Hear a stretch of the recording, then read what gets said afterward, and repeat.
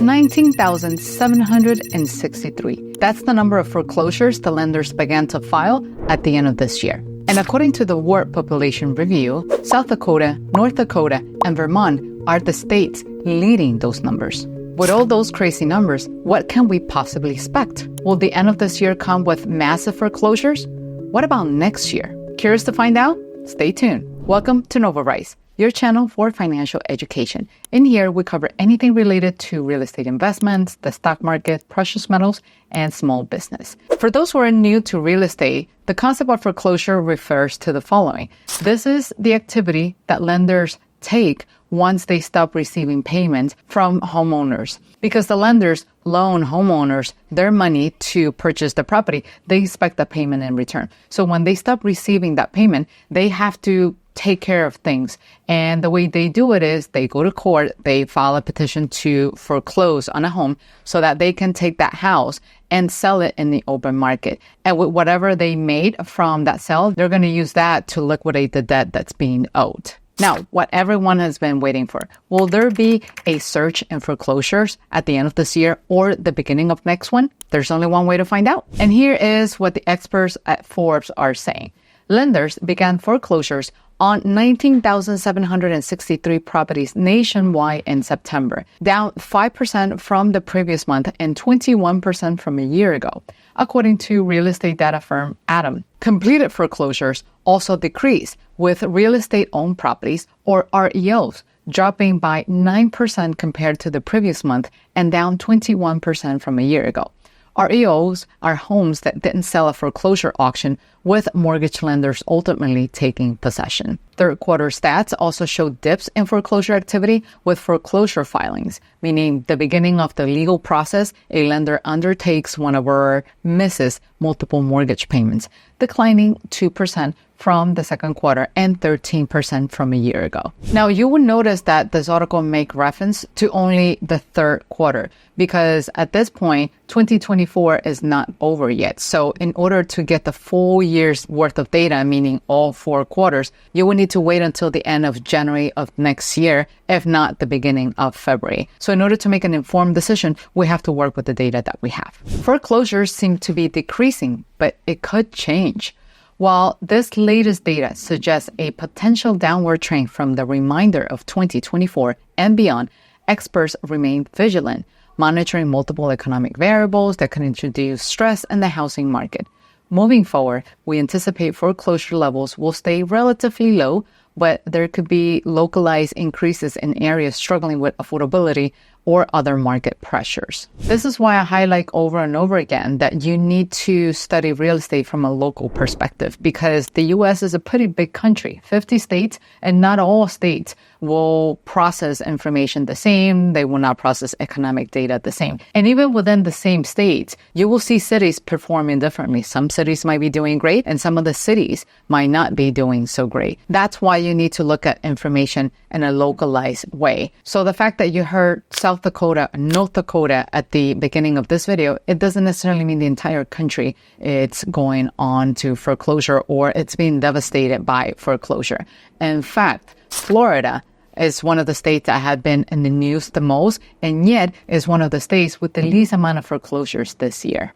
Now, back to the article. Foreclosure activity continues to lag behind pre-pandemic level, and it is still about 70% of 2019 numbers. In other words, they're relatively slow because 2019 was pre-pandemic era. So we're talking about a 70% below that threshold. So now you might be wondering, what's the reason for that? Because with high interest rates and all this inflation, I mean, unless people are making more money, what's the other explanation to this phenomenon? So according to Forbes expert, home equity levels impact foreclosure levels.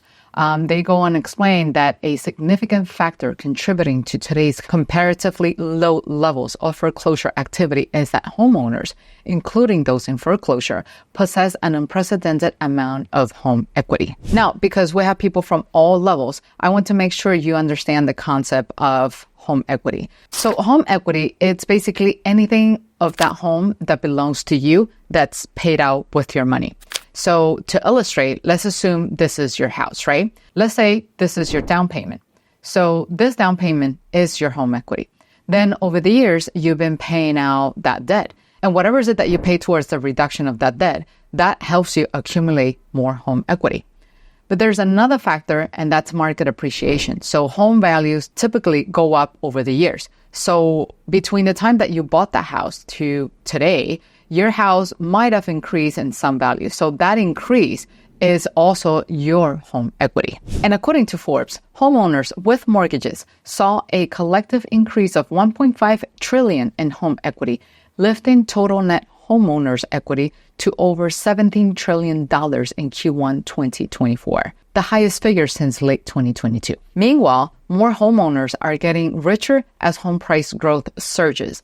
The percentage of equity-rich mortgage rose in 48 out of 50 states between Q1 and Q2 this year. For a homeowner in the early stage of foreclosure, that equity helps them avoid foreclosure sale, either by leveraging the equity to pay down past due mortgage bills or by sending their property in order to protect the equity they will otherwise lose at an auction. Now, having equity, it's very interesting and it gives you a lot of advantage. So what the article is saying is that if you happen to have home equity, you can actually extract that equity by either doing a HELOC or doing a cash out refi. That's how you pull out that equity and you get liquid cash and you're free to do whatever you like with that liquid cash. However, I will prefer you use that cash to save your home from going into foreclosure. So for those interested about learning how a cash out refi works, here's a video that you can check out, but make sure you do it after you're done with this video. So all of this is great news for homeowners, but we still have another issue to address, and that's the fact that home prices are really high. So in terms of affordability, we still have the homeowner to be who is waiting on the sidelines to be able to afford that home that they're looking for to plant roots and possibly raise a family, or that investor who's also waiting on the sidelines for properties that they can invest in and park their money in order to secure their financial future. So for those in that bucket that are looking for a possible solution and more affordable homes, here is foreclosure.com. This is an excellent tool that's going to help you look across all 50 states for homes that are in foreclosure and turn that into your future home to be or your future investment property. So what I want to do now is to do a very quick walkthrough just to give you a quick idea of where to find those affordable homes. So there's a tab right here that you can look into cheap homes. There are other options like rent to own or city own, but given that the current situation